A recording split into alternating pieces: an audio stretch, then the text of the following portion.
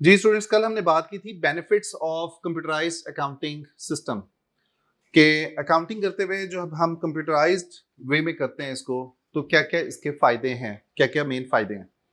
पहला फायदा क्या है? रूटीन प्रोसेसिंग, कि आप जो डे टू डे ट्रांजेक्शन्स होती हैं उनको आप जल्दी प्रोसेस कर सकते हैं, फास्ट प्रोसेस कर सकते हैं, क्विक प्रोसेस कर सकते हैं। दूसरा फायदा क्या था? Paperless office. पेपरलेस ऑफिस से क्या मुराद है कि आपका जो इन्वायरमेंट होगा, जो ऑफिस होगा, उसके अंदर कोई भी डॉक्यूमेंट्स पेपर हार्ड कॉपी में नहीं होंगे, क्योंकि आजकल हम जितने भी रिकॉर्ड्स हैं, जितनी भी फाइल्स हैं, वो क्या रखते हैं? ऑनलाइन रखते हैं। तीसरा फायदा क्या है? इंफॉर्मेशन की एक्सेस, कि कोई भी इंफॉर्मेशन को कहीं से भी एक्सेस कर सकता है। क्या आपने फॉर एग्जांपल अगर आप कराची में हैं, वहां से आपने कोई इंफॉर्मेशन एक्सेस करनी है तो वो आपको अवेलेबल ऑनलाइन हो जाएगी। Better planning. बेटर प्लानिंग से क्या मुराद है कि चूंकि इंफॉर्मेशन जो है वो आपके पास अवेलेबल होती है, कंप्यूटराइज्ड इंफॉर्मेशन होती है, एक्यूरेट इंफॉर्मेशन होती है, तो आप उसको इजीली एक्सेस कर सकते हैं और बेहतर तरीके से प्लानिंग भी कर सकते हैं। Better control. बेटर कंट्रोल से क्या मुराद है कि आप अपनी बहुत सारा काम कंप्यूटराइज तरीके से कर सकते हैं, ऑटोमेटेड कर सकते हैं, यानी कि आप कंप्यूटर को इंस्ट्रक्शन देंगे, वो खुद ब खुद ही काम कर देगा आपके लिए। तो बेटर कंट्रोल है। आप कोई भी ओवर ड्यू पेमेंट्स हैं, जैसे मैंने एग्जांपल के तौर पे लिखा हुआ है कि आपने किसी कस्टमर से पैसे लेने हैं, आप उनको फौरन, यानी कि आप रिमाइंडर लगा सकते हो, वो आपको पेमेंट कर सकते हैं। ठीक है। इसके बाद डिसीजन मेकिंग करना आसान हो जाएगी। आप सेंसिटिविटी देख सकते हैं, चीज़ों को देख सकते हैं कि भाई अगर कल को कुछ सिनेरियो चेंज होगा तो क्या डिसीजन होना चाहिए, वो भी कंप्यूटर के थ्रू आप कर सकते हैं। कम्युनिकेशन, इंफॉर्मेशन को शेयर आराम से किया जा सकता है, कम्युनिकेट किया जा सकता है। और स्टाफ की मोटिवेशन। स्टाफ की मोटिवेशन का मतलब क्या हुआ कि आप बेटा थोड़ा सा आगे हो जाए।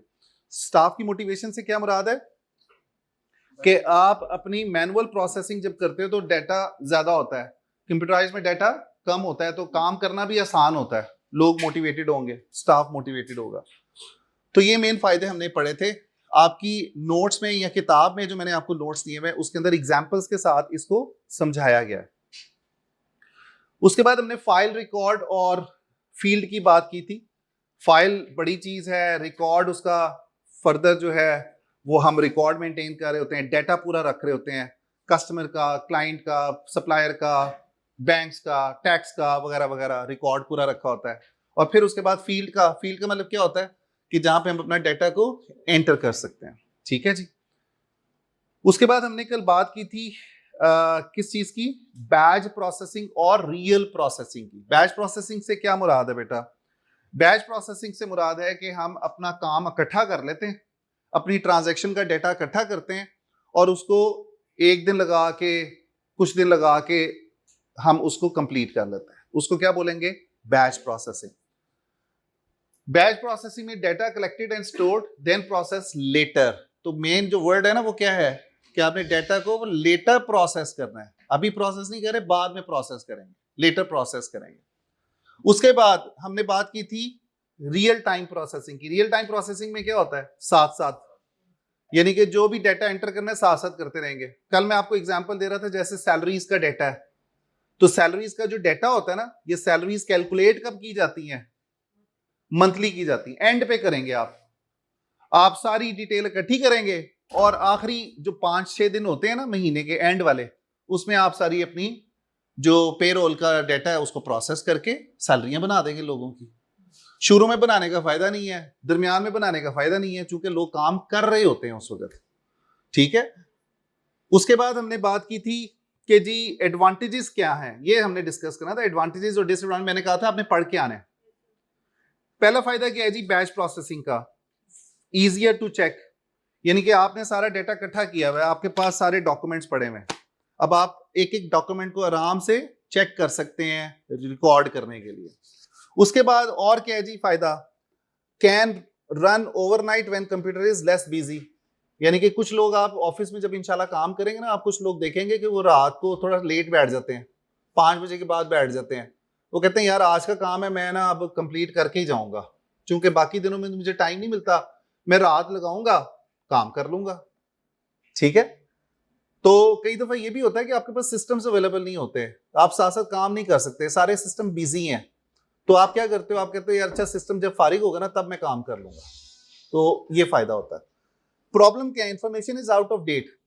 अब जब आप इंफॉर्मेशन दोगे किसी को बैच प्रोसेसिंग की, वो आप लेट देते हो, 15 दिन बाद 10 दिन बाद इंफॉर्मेशन दोगे, उसका क्या फायदा?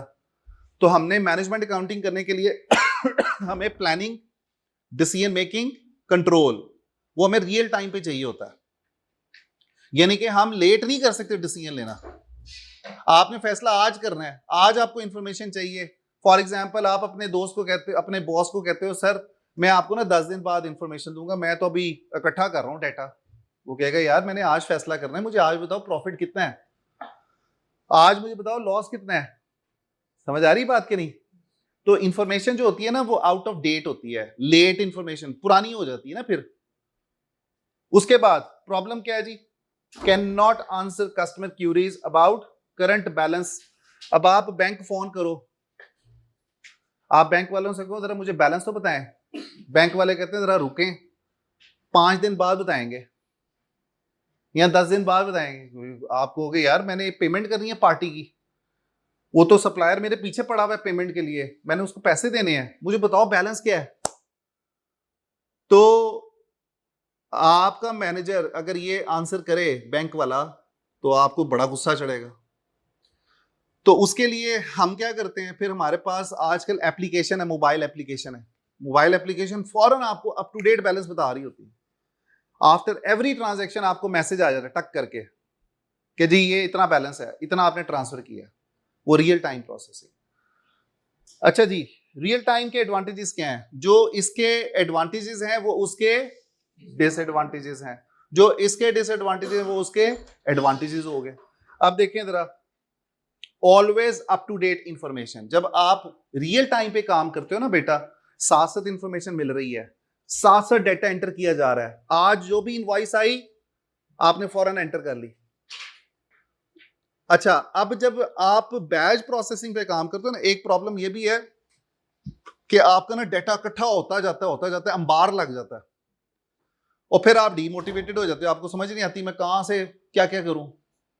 तो मैं अक्सर ये बच्चों को कहता हूं कि जब आप पढ़ाई भी करते हो ना, तो आपने रियल टाइम पे करनी है, बैच वाले काम पे नहीं करनी कि अंबार इकट्ठा होगा, आखिरी महीने पढ़ूंगा, वो फिर क्या होगा, ओवरलोड हो जाओगे आप। तो लिहाजा हम क्या करते हैं, साथ साथ अपना काम कर रहे होते हैं डेली। मैं अक्सर कहता हूं कि जो बच्चा साथ साथ पढ़ता है ना, वो कभी फेल नहीं हो सकता है ACCA में।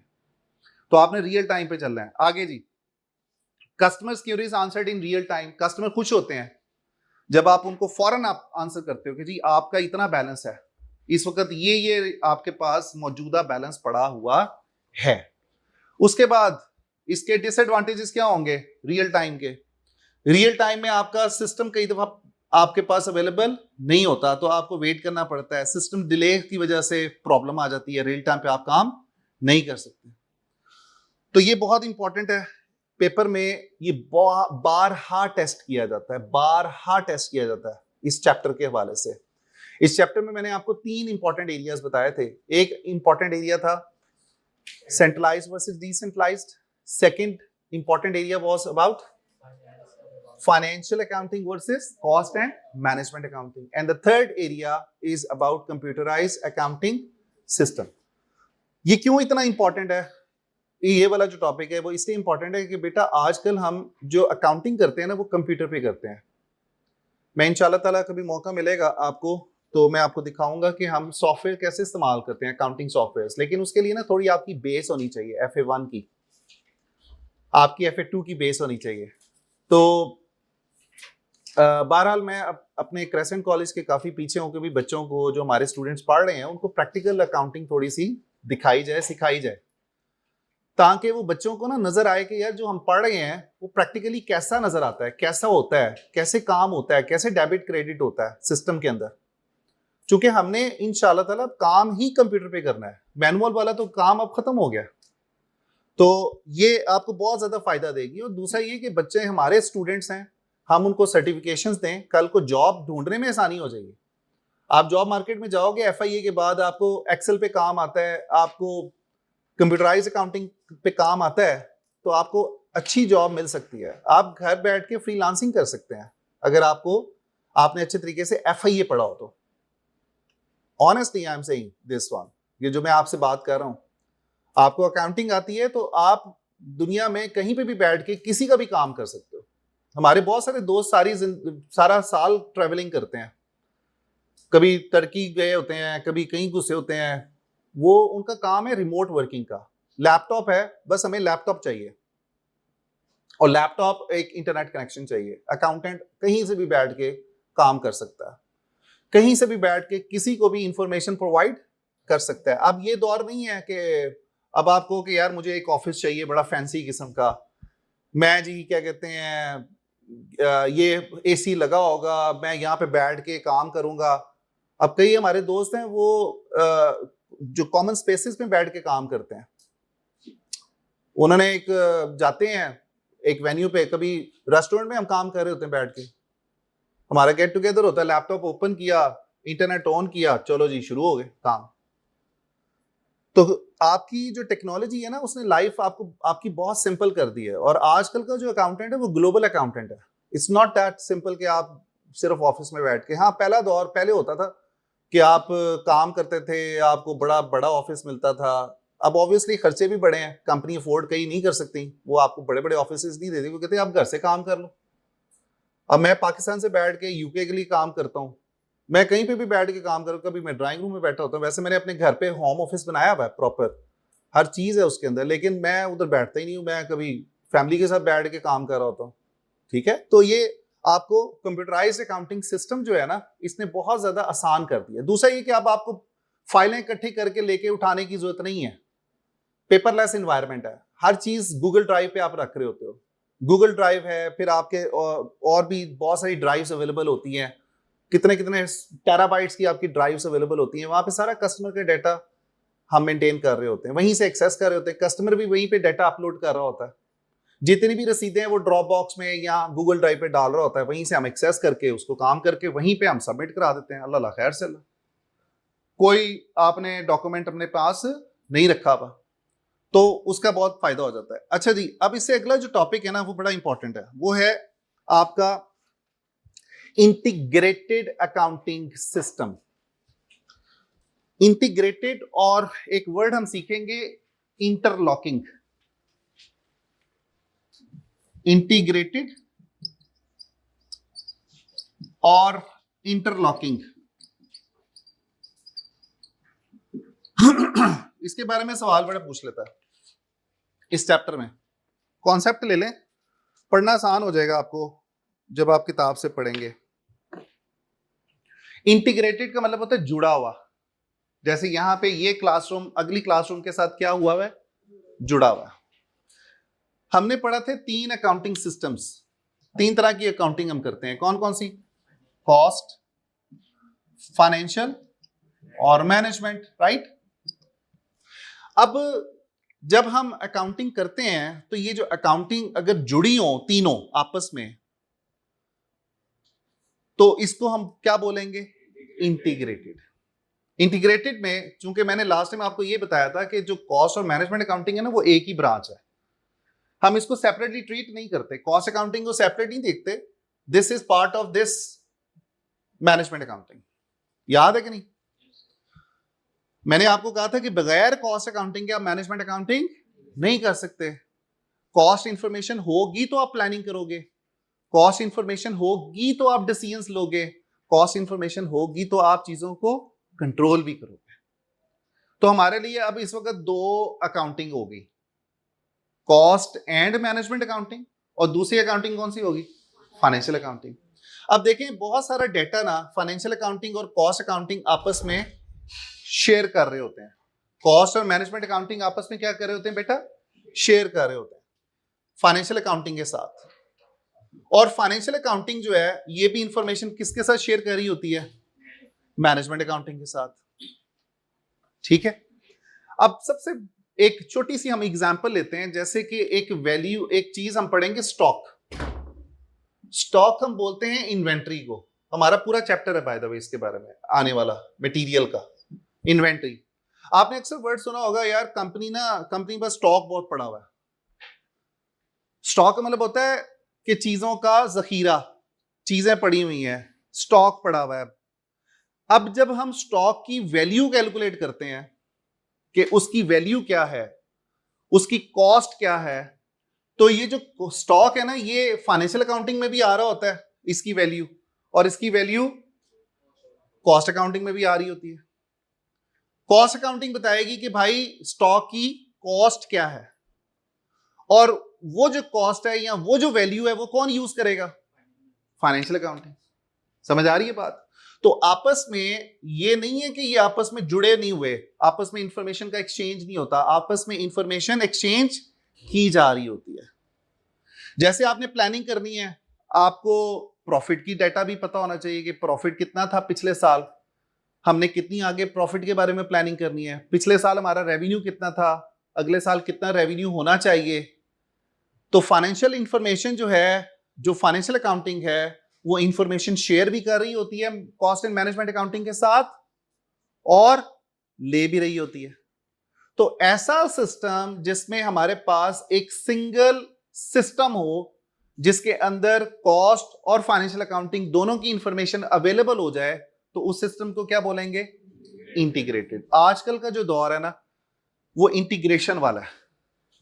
किसका दौर है बेटा, इंटीग्रेशन। जब हम अकाउंटिंग कर रहे होते हैं पूरी बिजनेस की, तो हम ये डिफरेंशिएट नहीं कर रहे होते कि यार ये कॉस्ट की इंफॉर्मेशन है या फाइनेंशियल की इंफॉर्मेशन, क्योंकि आपस में इसको हम एक सिंगल सेट ही बोलते हैं कि ये एक सिंगल सेट ही है, यानी कि ये एक ही सिस्टम का पार्ट है, दोनों एक ही मेन सिस्टम का पार्ट है।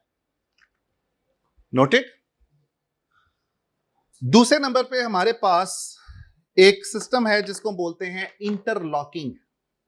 इंटरलॉकिंग सिस्टम कहता है कि भाई आप कॉस्ट अकाउंटिंग को सेपरेट रखो, फाइनेंशियल अकाउंटिंग सेपरेट चीज है, इसकी किताबें अलग बनेंगी, इसकी किताबें अलग बनेंगी।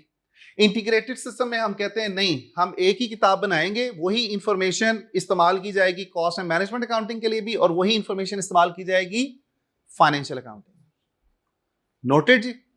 तो इंटीग्रेटेड का मतलब हुआ कि हम एक ही सिस्टम में दोनों चीजों को, दोनों इंफॉर्मेशन को मैनेज कर रहे हैं, दोनों अकाउंटिंग के बारे में डाटा इकट्ठा कर रहे हैं, शेयर कर रहे होते हैं। इसको बोलते हैं इंटीग्रेटेड। याद रखना है, इंटीग्रेटेड जुड़ा हुआ, आपस में जुड़ा हुआ है, शेयर कर रहे हैं। इसका मतलब है कि आप एक ही सिस्टम के थ्रू दोनों को हैंडल कर रहे हैं। इंटरलॉकिंग का मतलब है कि भाई इसको अलहदा से ट्रीट कर रहे हैं और इसको अलहदा से ट्रीट कर रहे हैं, यानी कि सेपरेटली ट्रीट कर रहे हैं। तो इस सिस्टम को हम क्या बोलेंगे, इंटरलॉकिंग। ठीक हो गया बेटा। अब यहां पे एडवांटेजेस दिए हुए हैं आपको और डिसएडवांटेजेस दिए हुए हैं इंटीग्रेटेड के। Enter data once. इंटीग्रेटेड में क्या होता है कि आपको बार बार डाटा एंटर करने की जरूरत नहीं होती, आप एक ही दफा एंटर करते हो, वही डाटा आपका किधर चला जाएगा, फाइनेंशियल अकाउंटिंग में, और वही डाटा कॉस्ट अकाउंटिंग में चला जाएगा। इंटरलॉकिंग में क्या होगा, यहां पे अलग डाटा एंटर करना पड़ेगा और यहां पे अलग डाटा एंटर करना पड़ेगा सिस्टम के अंदर। ठीक है, ये कंप्यूटराइज अकाउंटिंग सिस्टम की ही हम बात कर रहे हैं कि जब हम अकाउंटिंग करेंगे तो फाइनेंशियल अकाउंटिंग और कॉस्ट अकाउंटिंग इकट्ठी कर रहे होंगे। आजकल जितने भी अकाउंटिंग सिस्टम्स हैं वो इंटीग्रेटेड बेस पे काम करते हैं। किस बेसिस पे काम करते हैं, इंटीग्रेटेड।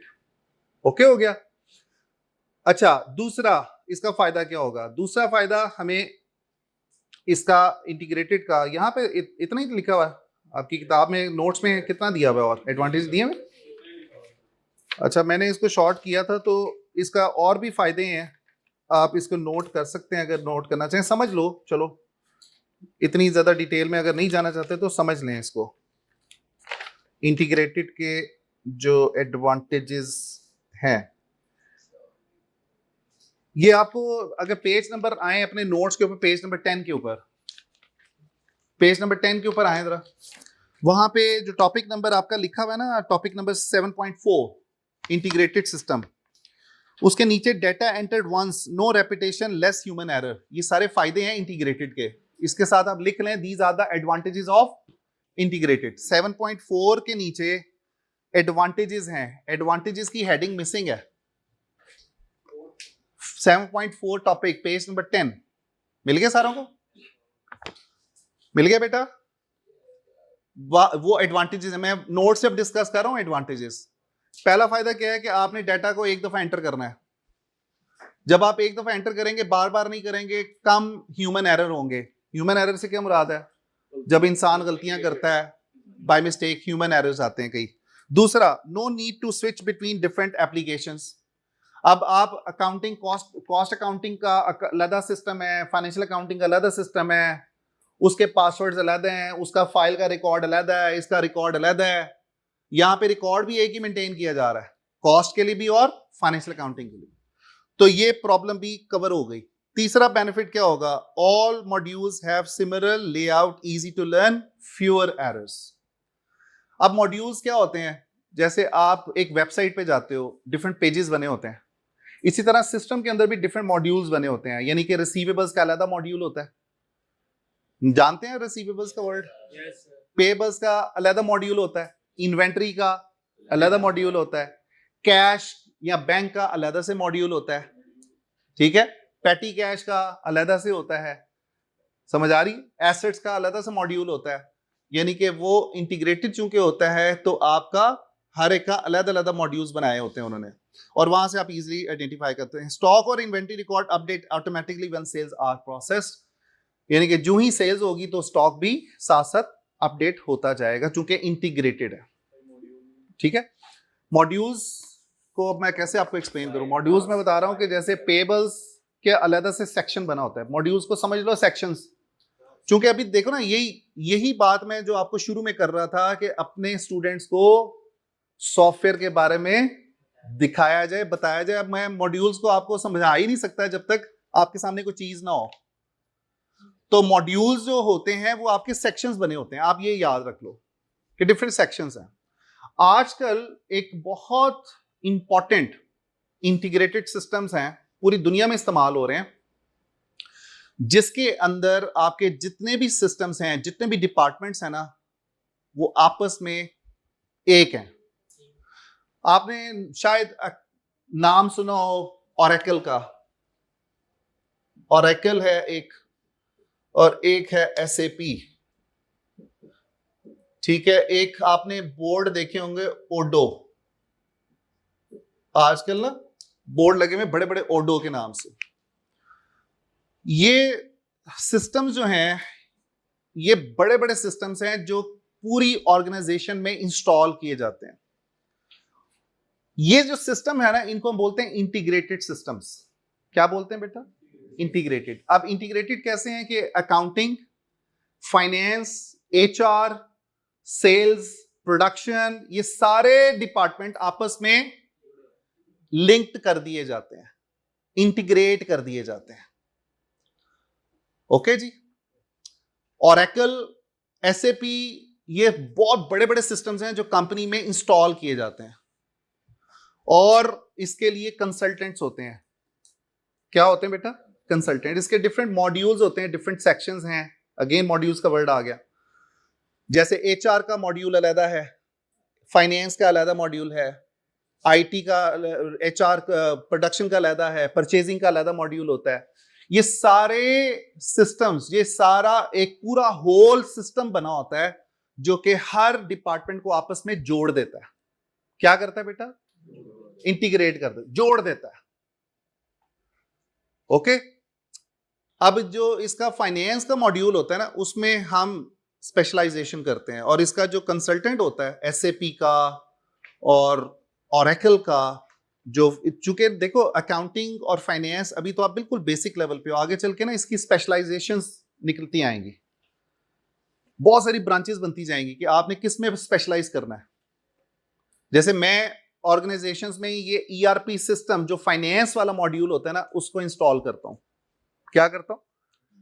फाइनेंस वाले मॉड्यूल्स को लगाना, सिस्टम्स चलाना, उनको इंस्टॉल करवाना, उनको टेस्ट रन करना कि सही काम कर रहा है कि नहीं कर रहा। और ये बड़ी बड़ी कंपनीज अफोर्ड कर सकती हैं, ये छोटी छोटी कंपनीज अफोर्ड नहीं कर सकती। जैसे यूनिलीवर है, चूंकि इसकी कॉस्ट बिलियन रुपीस में होती है, ठीक है बेटा, करोड़ों में सिस्टम लगता है ये जो आपने इंस्टॉल करना होता है। इसके डिफरेंट मॉड्यूल्स के डिफरेंट कंसल्टेंट्स भी होते हैं। तो अगर कल को आप इंशाल्लाह ताला अपनी स्पेशलाइजेशन करना चाहते हैं तो फाइनेंस का मॉड्यूल जो है वो आपके लिए इंटीग्रेटेड सिस्टम यानी कि फाइनेंस का मॉड्यूल, आप उसमें स्पेशलाइजेशन, आपको एचआर करने की जरूरत नहीं है, आपको बाकी मॉड्यूल करने की जरूरत नहीं होती, आप सिर्फ और सिर्फ किसका स्पेशलाइज करेंगे, नॉलेज लेंगे, फाइनेंस का। ठीक है, अभी ये बड़ी जल्दी बात है, लेकिन आपको सिर्फ समझाने के लिए मैं बता रहा हूं कि ये इंटीग्रेटेड सिस्टम्स हैं जिसके अंदर सारे डिपार्टमेंट्स एक सिस्टम के तहत काम करते हैं। और इसका सबसे बड़ा फायदा पता है क्या होता है, चूंकि ये इंटीग्रेटेड होते हैं तो आपकी इंफॉर्मेशन रियल टाइम पे अप टू डेट मिलती है। अब रियल टाइम आगे बीच में बात, चूंकि इंटीग्रेटेड है। अब फॉर एग्जांपल सेल्स वालों के पास ऑर्डर आया, दराज वालों ने ये सिस्टम लगाया हुआ है ईआरपी का, इसको हम एंटरप्राइज रिसोर्स प्लानिंग सिस्टम बोलते हैं, इंटीग्रेटेड सिस्टम बोलते हैं। दराज वालों ने ये सिस्टम ये लगाया हुआ है कि जो ही ऑर्डर ऑनलाइन बुक होता है, चूंकि इंटीग्रेटेड सिस्टम है, साथ ही इंफॉर्मेशन किसको चली जाएगी, सप्लायर को। सप्लायर को इंफॉर्मेशन चलेगी, साथ ही डिलीवरी वालों को इंफॉर्मेशन चली जाएगी। डिलीवरी वालों से साथ कनेक्टेड है आप टीसीएस वालों के साथ, यानी कि वो जो सारी सिस्टम है जिसमें आपका कस्टमर्स, आपके सप्लायर्स, आपके vendors, everybody is linked together, integrated है, जुड़े में आपस में। यानी कि आपका अलग अलग चीज नहीं है, वो एक पूरा सिस्टम जुड़ा हुआ है आपस में। विद इन द कंपनी अगर बात करें, विद इन द कंपनी अगर हम बात करें तो आपका जैसे परचेजिंग का, sorry production, purchasing, HR, finance, marketing, administration, ये सारे डिपार्टमेंट आपस में क्या हुए हुए, लिंक्ड हैं। यानी कि ये नहीं कि एडमिन वाला पहले यहां से गुजरेगा, ये आपस में इस तरह जुड़े होते हैं, ये इस तरह काम कर रहे होते हैं। एचआर इससे जुड़ा हुआ है, इससे ये जुड़ा हुआ है, इससे ये जुड़ा हुआ है, डायरेक्टली भी जुड़े हुए हैं, इनडायरेक्टली भी जुड़े हुए हैं। ठीक है, ये देखें, ये इस तरह आपस में इंटीग्रेटेड है। अब पहले ये दौर होता था कि एक डिपार्टमेंट दूसरे को इंफॉर्मेशन देगा, टाइम लगेगा, प्रोसेस होगा, ऑर्डर आया था, पड़ा रह गया, डिस्पैच ही नहीं हुआ, समझे बात। तो वो चूंकि सिस्टम उस वक्त इंटीग्रेटेड नहीं था, अब क्या है, जुड़े में। अब कोई भी एक्टिविटी होती है ना बिजनेस के अंदर, तो हर चीज चूंकि जुड़ी हुई है, तो क्या होता है कि अगर फॉर एग्जांपल यहां पे कुछ चीज आप एंटर करोगे ना, तो वही इंफॉर्मेशन ऑटोमेटिकली सारे डिपार्टमेंट्स को पता चल जाएगी, जुड़ी हुई है। ठीक है बेटा, आपने नाम सुना होगा बिटकॉइन, ठीक है, ऑनलाइन करेंसी, डिजिटल करेंसी हम इसको बोलते हैं बिटकॉइन। बिटकॉइन एक किस्म का इंटीग्रेटेड सिस्टम पे काम करता है। ठीक है बेटा, तो ये जो फ्रेमवर्क है ये इंटीग्रेटेड है, आजकल चीजें जुड़ी हुई हैं। यहां तक कोई सवाल, बड़ी डिटेल में मैंने अब आपको एक्सप्लेन कर दिया। अब कल को इंशाल्लाह जब आप पेपर भी देने जाओगे ना, आपके सामने एग्जांपल्स होंगी कि इनाम साहब ने ये इंटीग्रेशन की एग्जांपल्स दी थी, इंटीग्रेटेड सिस्टम्स की बात की थी।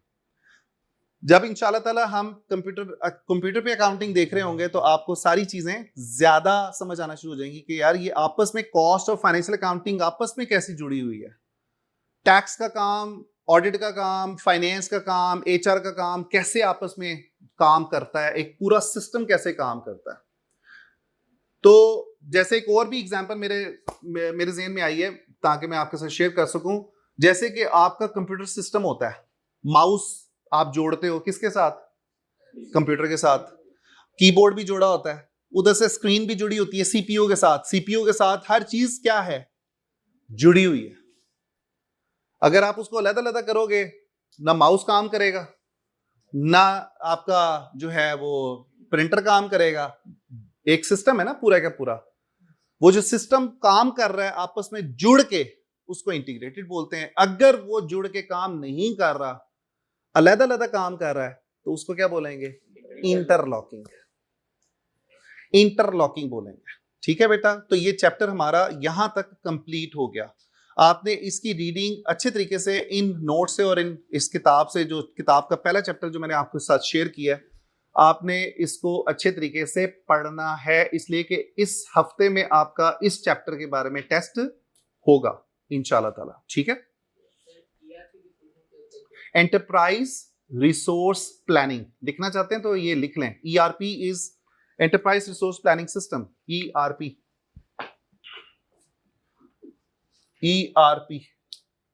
Enterprise resource planning system. और इसकी एग्जांपल मैंने ERP की कौन सी एग्जांपल्स दी हैं?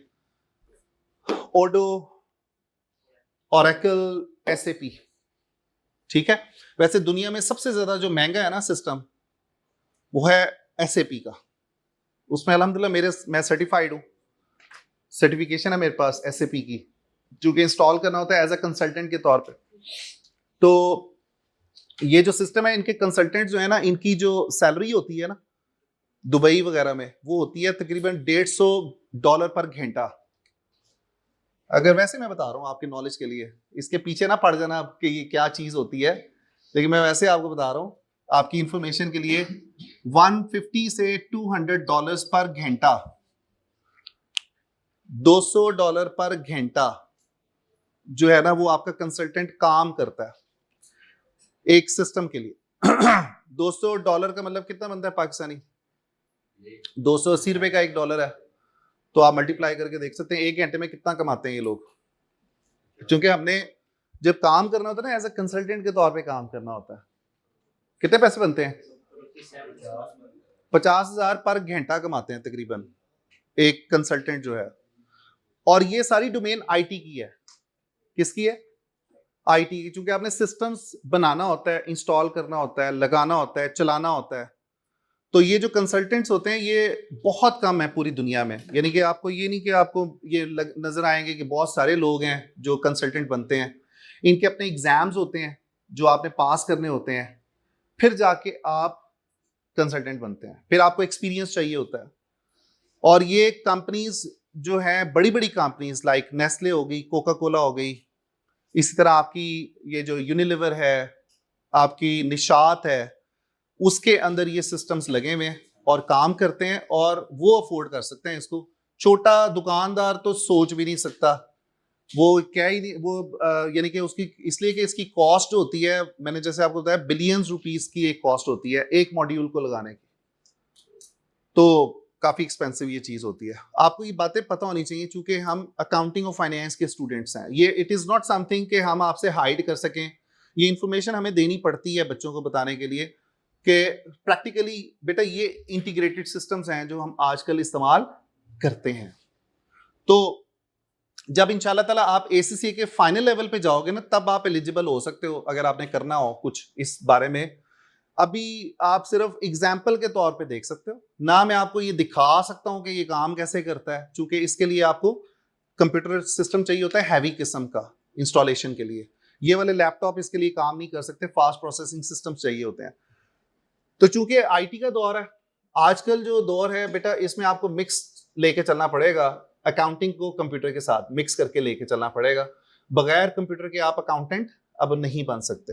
अब हम आते हैं जी, कुछ क्वेश्चंस आपको इसमें मैंने दिए हुए हैं, नोट्स के एंड पे जरा निकालिएगा। क्वेश्चंस आपकी लिस्ट दी हुई है ना सारों के पास क्वेश्चंस?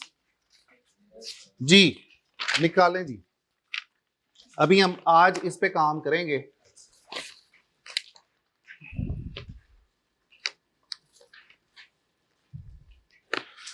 क्वेश्चन नंबर जो है आपका, क्वेश्चन नंबर 4 देखिएगा। क्वेश्चन नंबर 4, क्वेश्चन नंबर जो 4 है उसमें क्या पूछा है वो आपसे? Which department is most likely to process and reimburse travel expenses incurred by the managing director.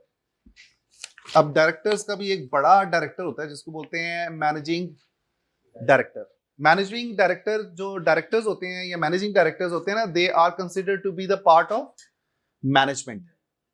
ये बिजनेस की मैनेजमेंट होती है। इसका आंसर क्या होना चाहिए? क्वेश्चन नंबर 4 का सोच के आपने आंसर देना है। Which department is most likely to process and reimburse travel expenses incurred by the managing director? Managing director के खर्चा हुआ है ट्रैवलिंग का, उसको कौन वापस लेगा, रीइंबर्स करवाएगा, उसकी वापसी कौन लेगा जी? उसको कौन? For example managing director Lahore से इस्लामाबाद गया, उसने टैंक फुल कराया, ठीक है जी, बिजनेस मीटिंग के लिए लाहौर से इस्लामाबाद गया, टैंक फुल कराया गाड़ी का। अब वो जो खर्चा हुआ वो उसने कंपनी से क्लेम करना है, वापस लेना है, ये रीइंबर्समेंट है। समझ आ रही है बात कि नहीं? तो कौन करवाएगा ये? पर्सनल डिपार्टमेंट, एचआर वाले, लीगल डिपार्टमेंट। लीगल डिपार्टमेंट कौन सा होता है? जो कंपनीज के लिए केस लड़ता है कोर्ट में, लीगल डिपार्टमेंट। वैसे बड़ी बड़ी कंपनीज का ना अपना एक लीगल डिपार्टमेंट भी होता है, हमने पहले इससे पहले बात नहीं की। बड़ी कंपनीज का अपना एक सेपरेट लीगल डिपार्टमेंट भी होता है, जैसे नेस्ले का अलग से लीगल डिपार्टमेंट है, निशात का अलग है। ये जितने भी लीगल मैटर्स होते हैं ना कंपनी के बिहाफ के ऊपर, वो सारे लीगल डिपार्टमेंट देखता है। ठीक है। तीसरा कौन सा है? Administration department. चौथा कौन सा है? परचेज। जी आंसर सी। हाथ खड़ा करें। कौन कौन कहता है जी सी? सीधा हाथ खड़ा करना है जी। सी। आपका भाई क्यों नहीं हाथ खड़ा हो रहा? हाँ जी सी है। आपका डी है? डी है जी। आपका डी है। जो डी वाले बच्चे हैं वो जरा जस्टिफाई कर सकते हैं क्यों ये परचेजिंग डिपार्टमेंट आप कह रहे हो?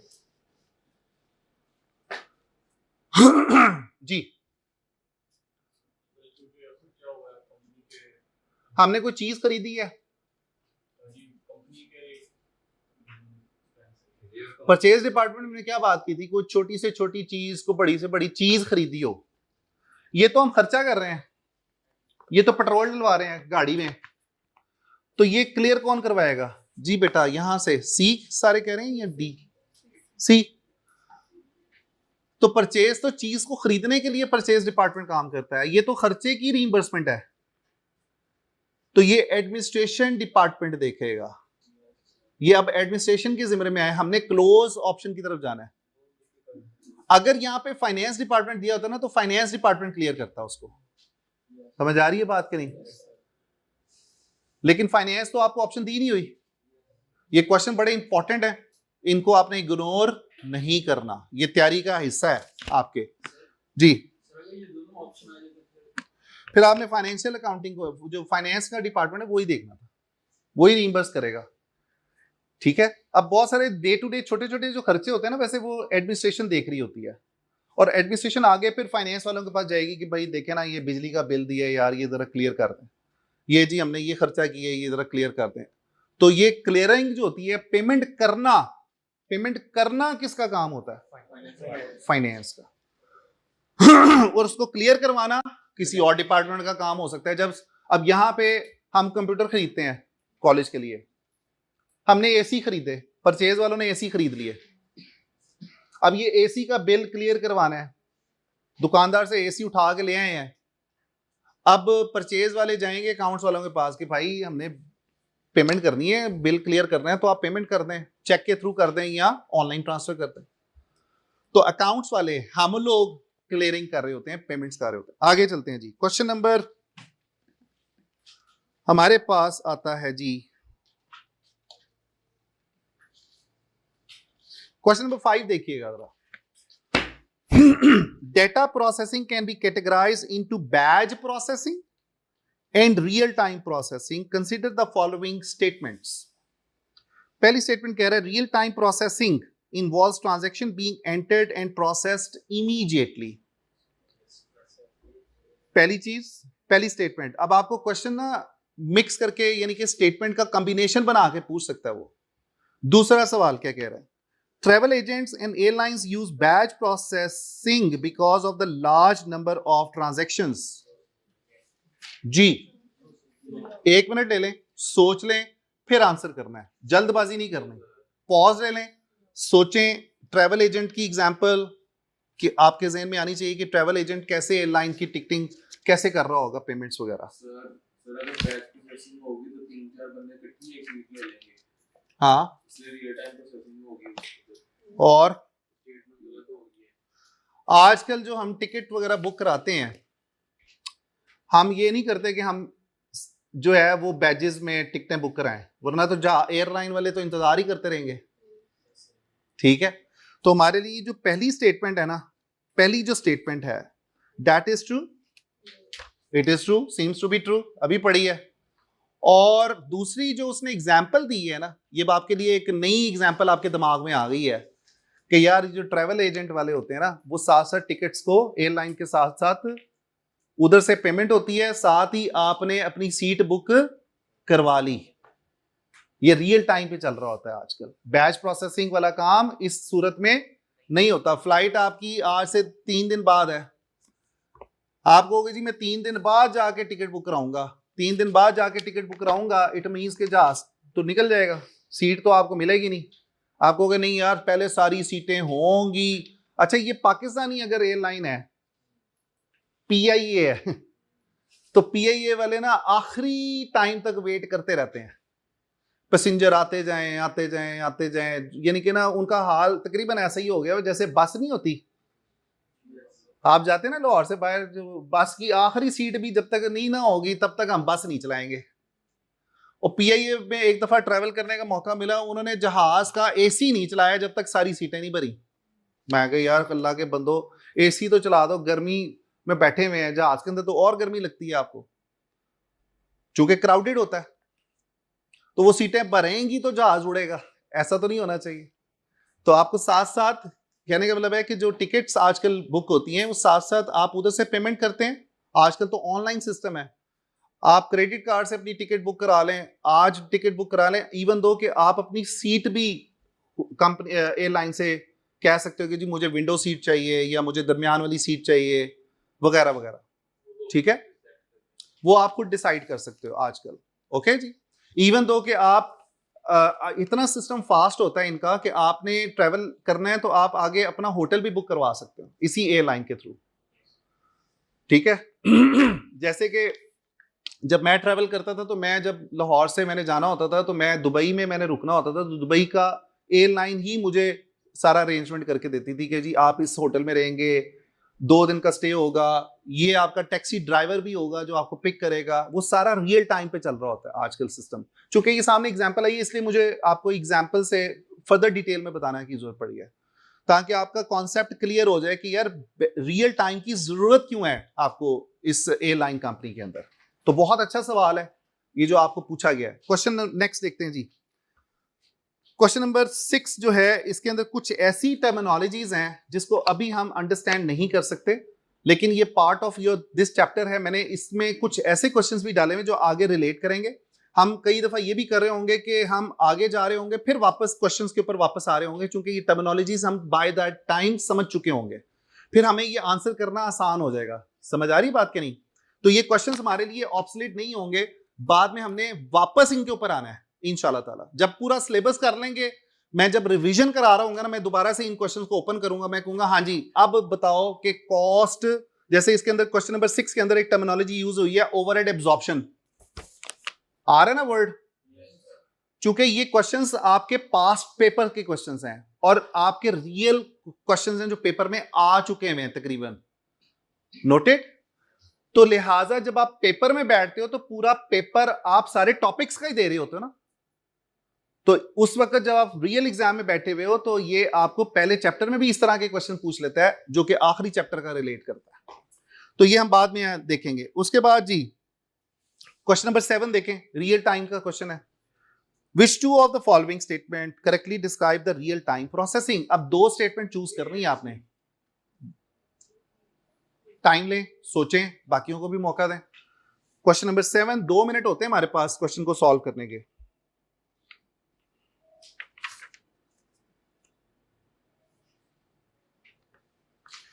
पांच स्टेटमेंट दी हुई है, 2 चूज करनी है जी। हाथ खड़ा करें, ए और सी, ए और सी जी बेटा। It provides up to date information, बात किसकी पूछ रहा है? रियल टाइम की। It's correct, yes. It requires mainframe computer, mainframe computer क्या होता है? बड़ा सिस्टम चाहिए होता है हमें, उसके बैच सिस्टम, यानी कि जो आपके ये लगे हो ना फेसबुक वगैरह के सिस्टम, यूट्यूब के, उनके वहां पे बड़े बड़े सिस्टम्स लगे होते हैं, मेन फ्रेम, उनके तो पूरे पूरे डेटा सेंटर्स हैं। तो it requires a mainframe system, no. Third one, transactions are processed immediately as they are entered, साथ ही प्रोसेस सिस्टम कर देता है। आप उधर से एंटर करेंगे, साथ ही सिस्टम प्रोसेस करके आपको इंफॉर्मेशन भी दे देगा। Transactions are stored in the main memory, ये बैच की बात हो रही है। Transactions are stored on the CPU and later processed batches, ये बैच कॉस्टिंग की बात हो रही है, बैजेस की रियल बैच प्रोसेसिंग की बात हो रही है। तो हमारे लिए ए और सी जो है वो सही आंसर बनेगा। ठीक है बेटा। आगे क्वेश्चन नंबर 8 आपने घर से खुद करके आना है, असाइनमेंट है। क्वेश्चन नंबर 8 नोट कर लें जी। इट इज इनकरेक्ट की बात कर रहा है। It is a system that is updated through the batch processing. Question number 8 का आंसर जो है वो आपका सी है। इसके आंसर की आपके साथ अवेलेबल है, देखिएगा अवेलेबल है, लेकिन पीछे से देख के नहीं, हमने खुद सोच के आंसर देना है इसका। ठीक है ना, आपके रेफरेंस के लिए दिए में, लेकिन खुद सोच के आपने करने हैं। क्वेश्चन नंबर 9 देखिएगा जी। Within a computerised accounting system the sales day book is classified as. Sales day book, ये अब आपका देखें क्वेश्चन जो है ना, by the way it is related with the FA1। कई चीजें आपको कई एग्जांपल्स के तौर पे वो FA1 के साथ भी रिलेट कर लेता है। अभी हम इसको छोड़ देते हैं, क्योंकि मे भी आपने अभी सेल्स डे बुक के बारे में नहीं पढ़ा हो, अभी इसको छोड़ दें। अच्छा जी, क्वेश्चन नंबर जो है आपका 10, अभी इसको छोड़ दें। जो मैंने आपको करवाए हैं ना, सिर्फ आपने उसी के ऊपर जोर देना है। क्वेश्चन नंबर 2 आपने घर से खुद करना है। क्वेश्चन नंबर 2, क्वेश्चन नंबर 3 भी आपने करना है। 4 मैंने करवा दिया है। तो ये चैप्टर आपका यहाँ पे अब कंप्लीट होता जाता है। कल इंशाल्लाह ताला हम स्टार्ट करेंगे नया चैप्टर, जो कि हार्डली 2 से 3 दिन का है। कितने दिनों में खत्म हो जाएगा? 2 से 3 दिन का। तो इंशाल्लाह ताला प्रोबेबली हम सैटरडे तक तीसरा चैप्टर शुरू कर देंगे। ठीक है, यानी कि ये खत्म हुआ, इसके साथ ही अगला चैप्टर इंफॉर्मेशन का है। हम बात करेंगे डेटा क्या होता है, इंफॉर्मेशन क्या होती है, और उसके साथ साथ हम और चीजों की भी बात करेंगे। मेरा तो ख्याल है कि अभी से शुरू कर लेते हैं, इसलिए कि 10 मिनट हमारे पास अभी भी हैं, हम स्टार्ट कर सकते हैं। तो मैं आपके सामने जो है एक नोट्स आपको मैं इंशाल्लाह दे दूंगा, कल तक आपको मिल जाएंगे क्लास के अंदर ही। अभी आप सिर्फ इसको जो है ना देखिएगा, जो मैं यहां पे डिस्कस करने लगा हूं।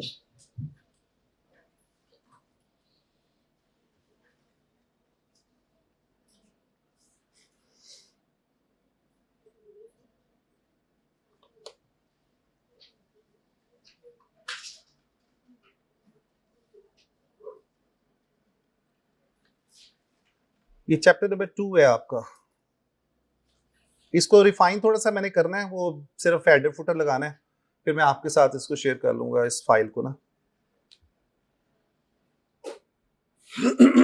डेटा यही रहेगा आपका, डिस्कशन यही रहेगी, इसके अंदर सिर्फ क्वेश्चंस आपके ऐड हो जाएंगे, बाकी इंफॉर्मेशन ऐसी रहेगी।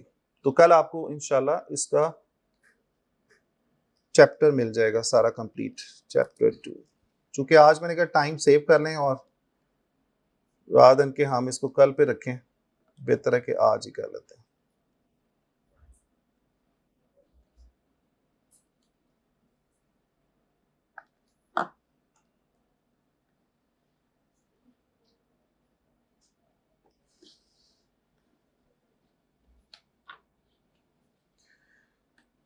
अच्छा जी, हम यहाँ पे आते हैं, हमारे पास ये फाइल आ गई है। बहुत आसान सा चैप्टर है, इसमें कोई भी ऐसी चीज नहीं है जो आपको टेक्निकल लगेगी इंशाल्लाह। इस चैप्टर का नाम है introduction to the management information. क्या नाम है बेटा चैप्टर का? Information to the management information. Management का वर्ड दोबारा आ गया, सीखा था हमने। मैनेजमेंट 3 काम करती है, प्लानिंग, डिसीजन मेकिंग, कंट्रोल। अब मैनेजमेंट अकाउंटिंग करनी है, आपको डेटा चाहिए, आपको इंफॉर्मेशन चाहिए। बगैर इंफॉर्मेशन के आप कोई प्लानिंग नहीं कर सकते, आप कोई डिसीजन नहीं ले सकते, आप कोई कंट्रोल नहीं कर सकते। आपने ACCA करना है, क्या आपको ACCA के बारे में इंफॉर्मेशन की जरूरत है? आपने डिसाइड करना ना, प्लान कर रहे हो कि मैं ACCA करूं ना करूं, प्लानिंग कर रहे हो, अभी आप सोचो विचार कर रहे हो, तो आपको इंफॉर्मेशन चाहिए होगी एसीसी के बारे में। यस, मुझे इंफॉर्मेशन चाहिए। मैंने ये डिसाइड करना है कि मैं सैमसंग का फोन लूं या मैं एप्पल का फोन लूं। डिसाइड करना है, डिसीजन लेना है कौन सा फोन लूं। इंफॉर्मेशन होगी तो लोगे। आपको ये पता होना चाहिए स्पेक्स क्या हैं। जो एप्पल का फोन लेना है उसके स्पेक्स क्या हैं, जो सैमसंग का फोन लेना है उसके स्पेक्स क्या हैं। बात समझ आ रही? डिसीजन लेना है, इंफॉर्मेशन होगी तो लोगे। इंफॉर्मेशन कहां से लोगे? वेबसाइट विजिट करोगे, वहां से इकट्ठा डाटा सर्वे करोगे, अपने दोस्तों से पूछोगे यार मोबाइल कैसे है सैमसंग का, यार ये जो एप्पल का फोन है इसके फीचर्स क्या हैं। इंफॉर्मेशन होगी तो लोगे। तो बेटा मैनेजमेंट अगर आपने करनी है ना, प्लानिंग, डिसीजन मेकिंग, कंट्रोल, तो आपको डाटा और इंफॉर्मेशन की जरूरत पड़ेगी। बगैर डाटा के, बगैर इंफॉर्मेशन के आप कुछ भी नहीं कर सकते। चाहे वो कैरियर चूज करना है क्या, चाहे वो आपने किसी भी किस्म का फैसला करना है, किसी भी किस्म की प्लानिंग करनी है, आपको इंफॉर्मेशन की जरूरत पड़ेगी। आजकल जिस कंपनी के पास अपने कस्टमर के बारे में डाटा है कि कस्टमर क्या पसंद करते हैं, कस्टमर कौन सी प्रोडक्ट खरीदते हैं, आजकल कंपनीज के अपने डाटा सेंटर्स हैं जिसमें डाटा कस्टमर्स के बारे में इकट्ठा किया जाता है, उसकी जांच पड़ताल की जाती है, देखा जाता है कि कस्टमर क्या चीज पसंद करते हैं, हम वही चीज बेचेंगे। तो अगर हमें अपने कस्टमर के बारे में अप टू डेट इंफॉर्मेशन हो, रियल इंफॉर्मेशन हो, तो हम वो चीज लेकर आएंगे दुकान पे जो बिकेगी। आजकल जो इंफॉर्मेशन है और जो डाटा है ना, it is just like a gold mine. क्या है बेटा? गोल्ड माइन है किसी भी कंपनी के लिए। उसको डाटा चाहिए होता है, उसको इंफॉर्मेशन चाहिए होती है। आज हम बगैर यूट्यूब के जो भी इंफॉर्मेशन चाहिए, हम या गूगल पे जाते हैं या हम किस पे जाते हैं, यूट्यूब पे जाते हैं।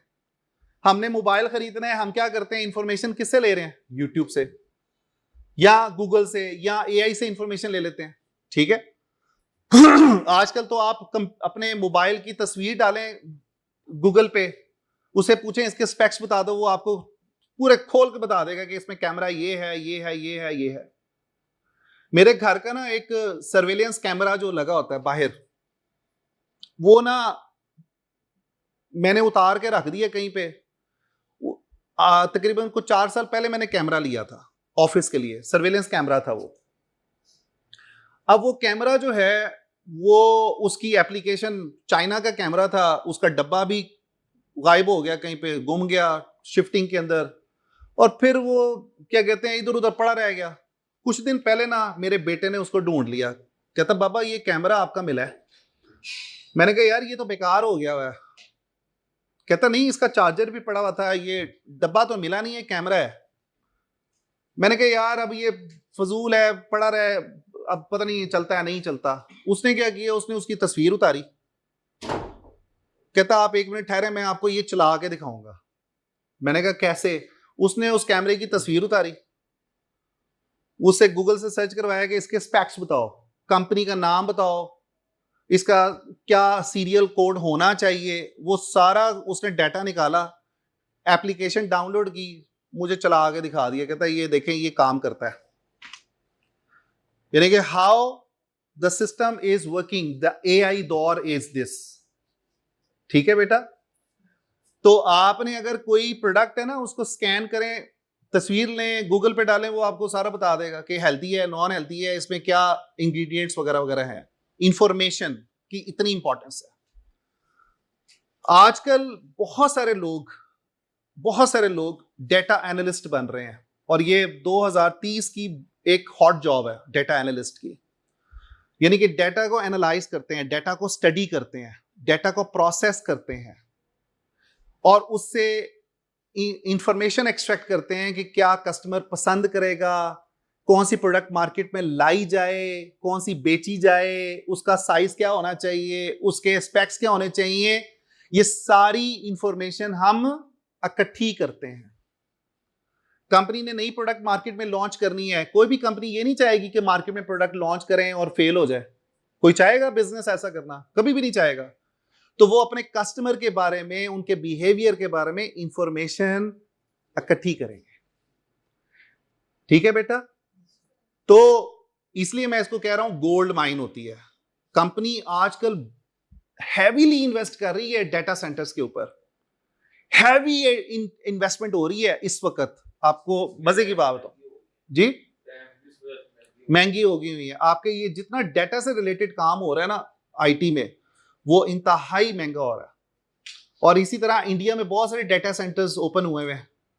आपका माइक्रोसॉफ्ट का डाटा सेंटर है, आपका आईबीएम का डाटा सेंटर है, आपका एप्पल का डाटा सेंटर है, यानी कि इनके अपने अपनी बड़ी बड़ी कंपनीज के अपने अपने डाटा सेंटर्स हैं। तो बहरहाल हमारी वो डोमेन नहीं है, लेकिन सिर्फ आपको बताने के लिए कि मैंने ये इंफॉर्मेशन की इंपॉर्टेंस के बारे में बात बताई है। इस चैप्टर के अंदर हमारा मेन काम डाटा इंफॉर्मेशन को लर्न करना ही है। अब अगर आप इसके कंटेंट देखो तो डाटा और इंफॉर्मेशन का हम डिफरेंस देखेंगे कल इंशाल्लाह ताला कि क्या होता है। उसके बाद मैनेजमेंट इंफॉर्मेशन की क्वालिटीज की बात करेंगे, टाइप्स की बात करेंगे, रिपोर्टिंग क्या होती है, कहां से इंफॉर्मेशन इकट्ठी की जाती है। बहुत आसान चैप्टर है, रियल एग्जांपल्स के साथ मैंने ये चैप्टर आपके लिए बनाया है। जैसे चैप्टर 1 आपने पढ़ा हो, किसी बच्चे को आपका फीडबैक भी बेसिकली चाहिए बेटा, इसलिए कि मैंने आज से पहले, इस क्लास से पहले मैंने कभी भी नोट्स MA1 में नहीं दिए। मैंने हमेशा कैप्लन से पढ़ाया, लेकिन स्टूडेंट हमें कहते थे कि जी सर MA1 के नोट्स दें, MA1 के नोट्स बना के दें, बाकी कॉलेजेस देते हैं वगैरह वगैरह वगैरह वगैरह। लेकिन ये जो नोट्स हैं ये मैंने इस तरीके, आप ये कह लो कि मेरी जो 18 साल की जो है ना वो एक्सपीरियंस, उसकी बेस पे आपके लिए ये जो नोट्स बनाए हैं ना, ताकि आप इनको पढ़ के आराम से पेपर में कंफर्टेबली पास हो सकें। तो इंशाल्लाह ताला इसके ऊपर हम फर्दर काम भी कर रहे हैं आपके लिए। फीडबैक कोई बंदा अगर देना चाहे नोट्स के हवाले से, आपको कोई डिफिकल्टी तो नहीं हुई इनको पढ़ के? सेल्फ एक्सप्लेनेटरी है, साथ साथ एग्जांपल्स भी डाली हुई है, साथ साथ मैंने टिप्स भी लिखी हुई हैं। वो जो टिप्स है ना आपने लाजमी पढ़नी है, लाजमी पढ़नी है। ठीक है बेटा? तो इंशाल्लाह ये जो बच्चे बाद में आएंगे ना नेक्स्ट सेमेस्टर में MA1 पढ़ने के लिए, उनके लिए ये बुक फॉर्म में पूरे का पूरा हम रखवा देंगे इंशाल्लाह। वहां से ये खरीद सकते हैं, बल्कि दुनिया के किसी भी कोने में कोई भी MA1 पढ़ रहा होगा ना इंशाल्लाह, तो ये उसके लिए सफिशिएंट होंगे अगर उसको थोड़ी सी गाइडेंस मिल जाए इंशाल्लाह विद द टीचर। तो ये समझना आसान मैंने कर दिया इंशाल्लाह। तो आप लोगों ने इसके जो एंड वाले क्वेश्चंस हैं उसको इग्नोर नहीं करना, इनको संभाल के रखना है। और जो है साथ साथ आपको बाकी चैप्टर्स शुरू में मिल जाया करेंगे, उनको आपने क्लास में लेकर आना है। इसी के ऊपर आपने लिखा करना है, ठीक है? और इसी से रिलेटेड आपकी प्रेजेंटेशंस वगैरह सामने आपको नजर आएंगी, जो मैं डिस्कस करता हूँ प्रेजेंटेशन से। चूंकि नोट्स की एक एक लाइन तो पढ़ना टाइम कंज्यूमिंग होता है, मैं नोट्स आपको पढ़ के तो नहीं बताऊंगा। तो मैं उसका जो क्रक्स है, जो डिस्कशन होगी, वही इंशाल्लाह हम डिस्कस करेंगे। ठीक है? Thank you very much, see you इंशाल्लाह टुमारो।